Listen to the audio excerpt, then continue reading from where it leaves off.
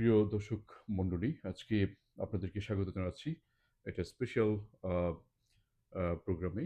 আমাদের সাথে আছেন আমাদের আহ, ব্রিটেনের প্রথিতযশা সাংবাদিক, জেনারেসের আমাদের সিনিয়র জার্নালিস্ট, আমাদের মৃধা ভাই। মৃধা ভাই, আপনি তো ব্রিটেনে আপনার সাংবাদিকতা জীবন অনেক দিনের।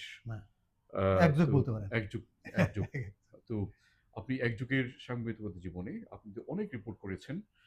সো আমরা আজকে জানতে চাচ্ছি যে এমন কোনো রিপোর্ট যার ফলে আপনাকে থ্রেট পেতে হয়েছে, তো আপনার কাছ থেকে শুনতে চাচ্ছি।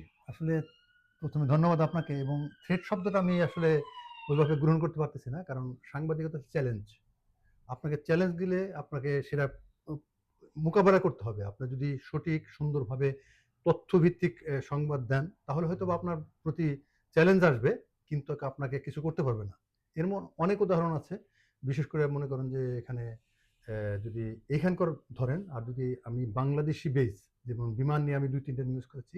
বাংলাদেশ বিমান নিয়ে। বাংলাদেশ বিমান নিয়ে সেখানে আসলে আমি যে নিউজগুলো করেছি সেটা হচ্ছে একজনের খাবারের ভিতরে সে তেলাপোকা পেয়েছিল। ও, সেই তেলাপোকা সহ তিনি তার ইন্টারভিউ সহ, এবং এখানে যারা কমিউনিটি লিডার আছেন, যারা বিমান নিয়ে বিভিন্ন দিন দাবি তুলেন, তাদের ইন্টারভিউ নিয়ে পুরো একটা সুন্দর প্যাকেজ করেছি। এবং সেই প্যাকেজে এখানকার যে বিমান ম্যানেজার আছে তার কাছে আমি মেইল করেছি, আমি এই ধরনের একটা নিউজ করতেছি, আপনি আমাকে ইন্টারভিউ দেন, কিংবা আপনার কোনো অভিযোগ বা আপনার কোনো খণ্ডন থাকলে সেটা বলেন।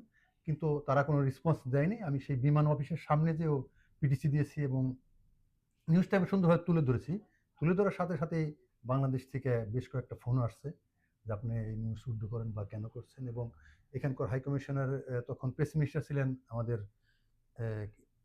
এর জাস্ট আগে আমাদের নবী ভাই।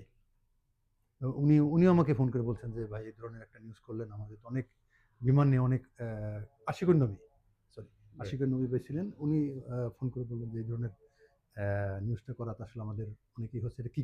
আমি বললাম যে, "ভাই, আমি তো তথ্যভিত্তিক করেছি। আমি তো এমন না যে আমি মন গড়া আমার ইচ্ছামত আমি করলাম, তা তো না। যে লোক এই খাবারে তেলাপোকা পেয়েছেন, তিনি ইন্টারভিউ দিয়েছেন।